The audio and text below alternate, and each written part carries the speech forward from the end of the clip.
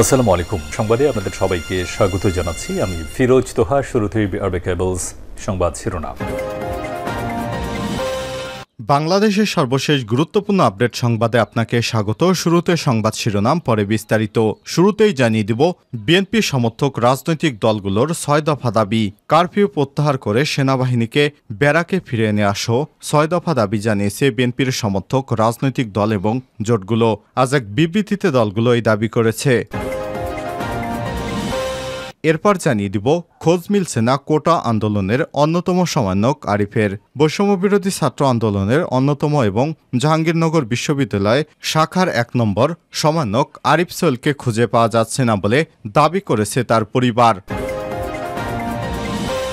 এদিকে চালু হলো 10 দিন পর মোবাইল ইন্টারনেট, শুরুতেই ধীরগতি। চালু হয়নি ফেসবুক, হোয়াটসঅ্যাপ।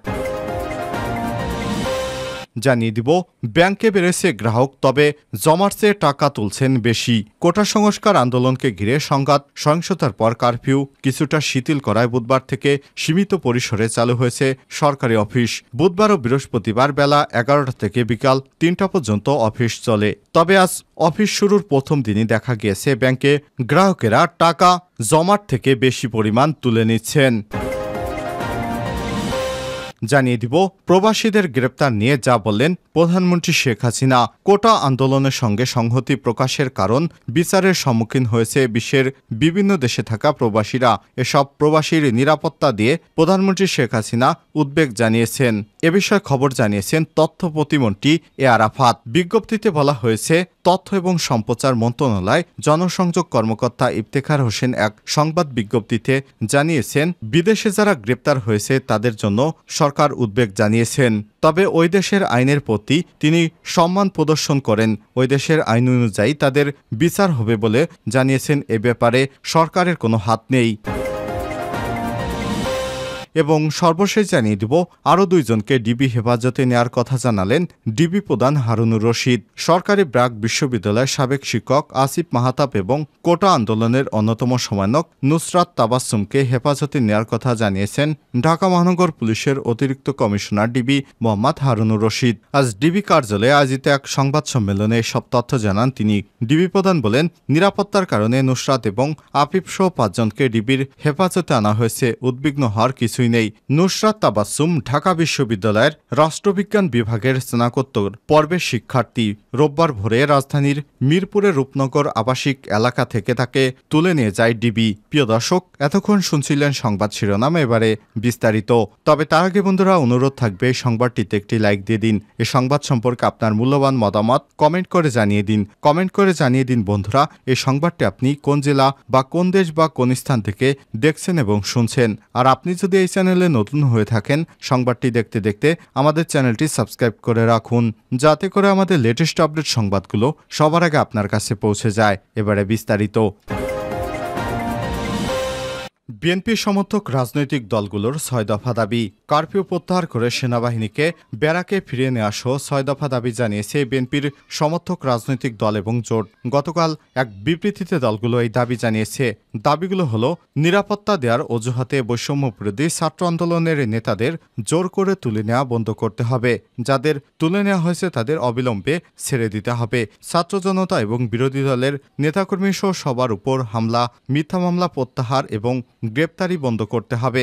গ্রেপ্তার ও গুম করাদের মুক্তি দিতে হবে এবং সব মামলা প্রত্যাহার করতে হবে। অবিলম্বে সব শিক্ষা প্রতিষ্ঠান চালু এবং শিক্ষার্থীদের নিরাপত্তার ব্যবস্থা নিশ্চিত করতে হবে এবং শিক্ষার্থীদের 9 দফা মেনে নিতে হবে। কারফিউ প্রত্যাহার, বিজিবি এবং সেনাবাহিনীকে ব্যারাকে ফিরিয়ে নিতে হবে। ইন্টারনেট ব্যবস্থা পুরোপুরি চালু করতে হবে। আন্দোলনকারী ছাত্র জনতার উপর হামলা, গুলি, হত্যার পরিকল্পনাকারী এবং নির্দেশদাতা এবং বাস্তবায়নকারীদের বিচারের আওতায় আনতে হবে।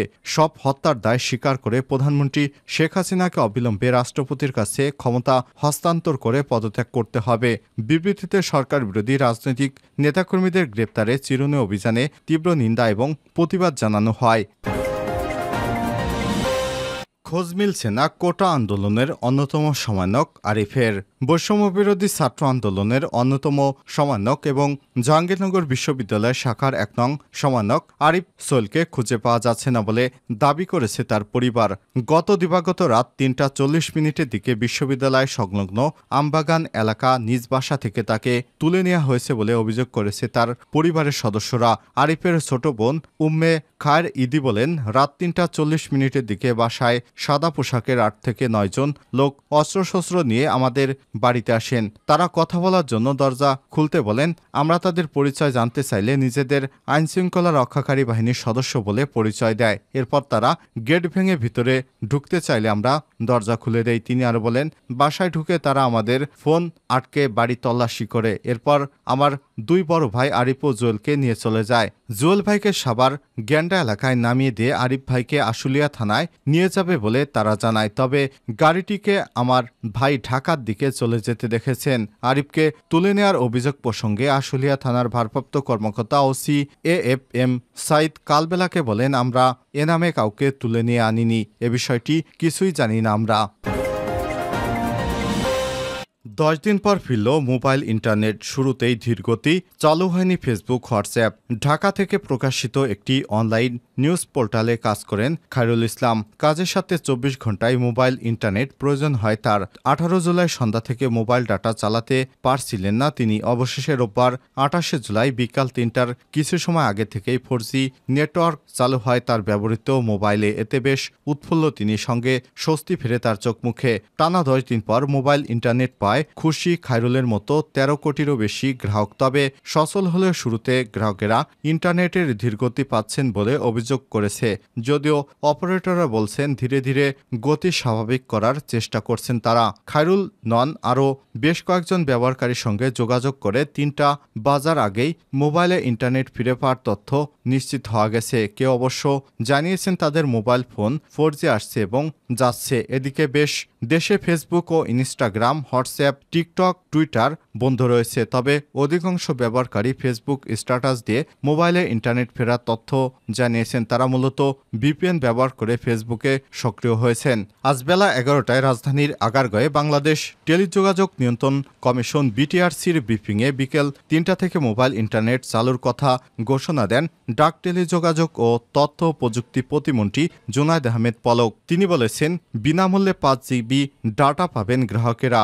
দীর্ঘদিন বন্ধ থাকার ফলে অনেকেই তাদের ইন্টারনেট ছিল কিন্তু সেগুলোর মেয়াদ শেষ হয়ে যায়, সেগুলো ইন্টারনেট কোম্পানিগুলো কেটে নিয়ে গেছে। এ কারণে সরকারের পক্ষ থেকে নির্দেশনা দেওয়া আছে সমস্ত সিম কোম্পানিগুলোকে পুনরায় 5GB করে ইন্টারনেট বোনাস দেওয়া হবে। এই বোনাসের মেয়াদ থাকবে আগামী 3 দিন। ব্যাংকে বেড়েছে গ্রাহক, জমাচ্ছে টাকা তুলছেন বেশি। কোটা সংস্কার আন্দোলন ঘিরে সংঘর্ষের পর কারফিউ কিছুটা শিথিল করায় বুধবার থেকে সীমিত পরিসরে চালু হয়েছে সরকারি অফিস। বুধবার এবং বৃহস্পতিবার বেশ 11টা থেকে বিকাল 3টা পর্যন্ত চলে অফিসের কার্যক্রম। রোববার 28 জুলাই থেকে মঙ্গলবার পর্যন্ত সরকারি অফিসের সময়সূচি নির্ধারণ হয়েছে সকাল 9টা থেকে বিকাল 3টা পর্যন্ত। এই 3 দিন ব্যাংকগুলোর লেনদেন চলবে সকাল 10টা থেকে বিকাল 3টা পর্যন্ত। আর লেনদেনের পরবর্তী কার্যক্রম পরিচালনার জন্য ব্যাংক খোলা থাকবে 3:30টা পর্যন্ত। তবে ব্যাংকগুলো ঘুরে ঘুরে দেখা গেছে নগদ টাকা তুলছে বেশি গ্রাহক। রোববার সপ্তাহের শুরুর দিনই ব্যাংকে গ্রাহকের উপস্থিতি বেড়েছে। সকাল থেকেই স্বাভাবিক লেনদেন হচ্ছে ব্যাংকগুলোতে। তবে গত কয়েকদিনের মতো ব্যাংকের শাখায় জমার চেয়ে বেশি পরিমাণ উত্তোলনের হারই বেশি দেখা যাচ্ছে। রোববার মতিঝিল, দিলকুশা, পল্টন, দৈনিক বাংলা, ফকিরাফুল এলাকা ঘুরে এই চিত্রই দেখা গিয়েছে। এদিন বেলা 11টা থেকে টাকা তোলার জন্য সোনালী ব্যাংকের লোকাল অফিসে নিজ পরিবার সহ অপেক্ষা করছিলেন মেহেদি। তিনি বলেন, বাসার জরুরি কাজের জন্য কিছু নগদ টাকার প্রয়োজন। ফরেন এক্সচেঞ্জ শাখায় গিয়েছিলাম, তবে সেখানে টাকা না পেয়ে লোকাল শাখায় এসে টাকা তোলার জন্য অপেক্ষা করছি। এদিকে আজ অফিস চলছে সকাল 9টা থেকে বিকাল 3টা পর্যন্ত।